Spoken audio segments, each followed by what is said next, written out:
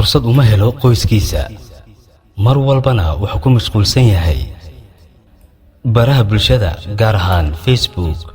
hooyadii waxay u baqatay awlaadeeda inay ka dayacmaan in badan ninkeeda ayay ka dalbatay inuu ka ilaaliyo ubadka la horfadhiga internetka oo la horfaliisto oo labadiisa wiilna uu chance siiyo fursad uu kula sheekaysto waqti ay la qaataan aabahood minaha iskumu howlin bataa hadalkeedana uu dhayalsaday waxaanu ku yiraahday mashquulin internetka arimo badan bay iga xidhane hawshiisii ayuu iska sii watay 24 saacadood internet ayuu ku jiraa markuu shaqada ka soo rabaxo waliba uu guriga yimaado uu arko leerku inuu go'an yahay degdeg ayuu aqalka uga baxaa waxaanu tagaa qaar ka mid ah saaxiibadii oo xaafad kala degan laabtoobkiisana hor u sii qaataa mana soo noqdo ilaa saqbarka habeenimo mooye waxaanu guriga yimaada ubadkiisa iyo hurda xaaskiisu markay la taliso ay kala hadasho waa waxaana aqalku iskaga tagaa laabtoobkiisana hor u sii qaataa afara'ayta man ittakhadha ilaahahu hawaa وأضله الله على علم وختم على سمعه وقلبه وجعل على بصره غشاوة فمن يهديه من بعد الله أفلا تذكرون وقتي وشقد كسر راجع به أيا ويل كيسو أفرية بنشير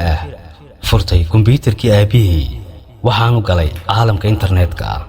Facebook baanu samaystay heer uu gaaray inuu ku xidhnaado mar walba Facebook haddaba habeenada kamida hooyadu ma ilowdo weligeed waxay aragtay waxay u soo gashay inankeedii oo ku foorara kombiyuutarka waxaanu dhageysanay nin oo kamarada ka soo muuqda wiilkuna gacantiisa midi ayuu ku haystay waxaanu doonay gacanta inuu iska jaro hooyadu way naxday murugo weyn ayaa nafteedii la soo darsay waxay aragtay inankeedii oo qolkii leerka dansaday oo nin dhageysanaya waliba inankeedii oo gacanta midi ku haysta ninkuna wuxuu ku hadlayo maysa fahmin oo ingiriisi ayuu ku hadlayay isla markiiba way ku carartay mididii ayay ka qabatay inankeeda iyadoo qaylinaysa lana yaaban waxaan dhacaya markii mididii ka qaaday leerkii ayay shiday waxayna la yaabtay waxaan u dhageysanay inankeedu wayna la yaabaneed ninkan ka muuqda shaashada markaliya ayuu isqariyay hooyadii waxay ku soo jeesatay inankeedii si ay uga waaniso waxan kadib waxa uu yeedhay dhakhtar cilmi nafsiga arrinkii ayay uga sheekaysay kadib wuxuu u sheegay in uu wiilkeedu ku calaaqan yahay internetka oo dadka xanuunsanaya ee dhaqanbiiska oo la xidhiidho oo wadan fog jooga kuwaasoo ku caawiya dadka inay isdilaan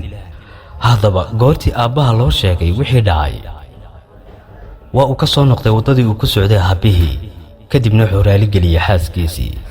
wiilkiisina laabta ayuu gashtay waxaanu noqday aabbo wanaagsan oo ubadkiisa jaanisiya dariskani waxayna barayaa inayn ka taxadirno oo aan ubadkeena ka ilaalino baraha bulshada ay isticmaalayaan dabagalna aan ku sameeyno waxay kaloon ka baranaynaa aabbaha ubadkiisa waqti siin waaya raadku qaada inay ubadkiisu isagana qaadi doonaan aan iska jirno oon ubadkeena waqti siino oon ka ilaalino waxyaalaha isticmaalayaan ogsoonow aakhiro adiga ayaa lagala xisaabtamaya ubadkaagu waxay falaan